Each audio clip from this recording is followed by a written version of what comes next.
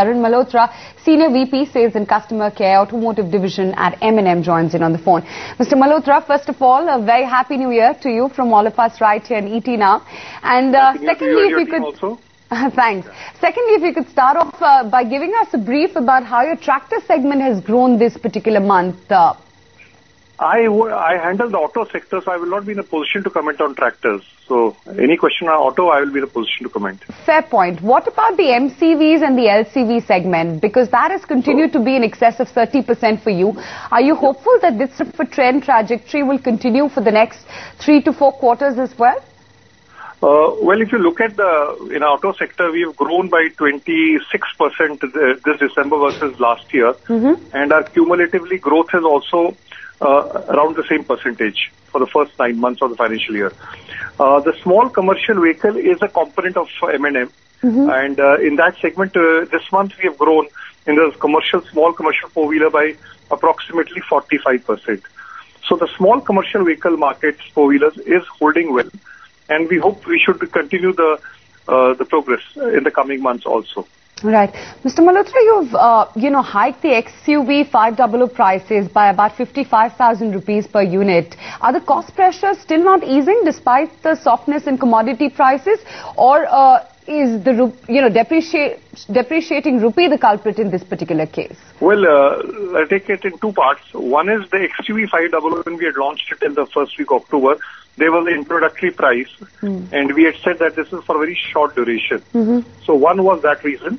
And the second has been that although it may look internationally, raw material costs are somewhat stabilizing, but at the ground level, still the last few months they have increased. Let's see, we are hopeful that in the coming year, there should be some stabilization of raw material prices.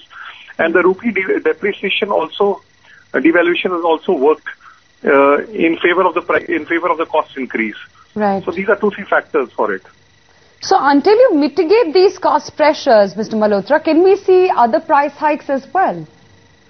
See, there are two ways of looking at it. One is last year, in spite of the auto industry going on a very slow path, we have still performed very well. I mean, we have grown by 26%. The second part is in the coming year, since the retail financing rates had gone up appreciably in the last 1 year, they've gone up by 2.5 to 3%. Whereas we are hopeful, I mean, there are reports in the market that there will be some stability or maybe a reduction in interest rates also. So that would augur well. That will build the momentum. As far as raw material prices are concerned, since there is a lag impact in terms of what happens in the international market to what actually in consumption pattern is, the commodity prices do decrease in the coming year, then it will have a more favorable impact. But I think in the auto industry, one very important part is the volumes. And if you're able to maintain your volume, whether in terms of strong brands or in terms of better penetration or more retail financing, it helps you. So that has been a factor which has helped us in the last few months. So, I mean, what is it, that you would indicate in terms of a pricing trajectory? Would you be looking at considering, obviously monitoring the factors that you just talked about? Is there any price hike decision that would be underway, as is the case with your other peers? Yeah, we had announced already in December, we had announced the exact price of XUV increase, which will become applicable from this month onwards. And for other products also, we will announce a price increase, which should come out in a day or two. But that increase and the other products will be in the range of between 1.5% to 2%. Fair point. Mr. Malhotra, M&M had also indicated that, SsangYong is likely to miss the sales target for 2011. What is the revised sales guidance that you've set out? Unfortunately, I will not be, because I don't handle SsangYong. It comes in an export front, so I handle the auto sector domestic.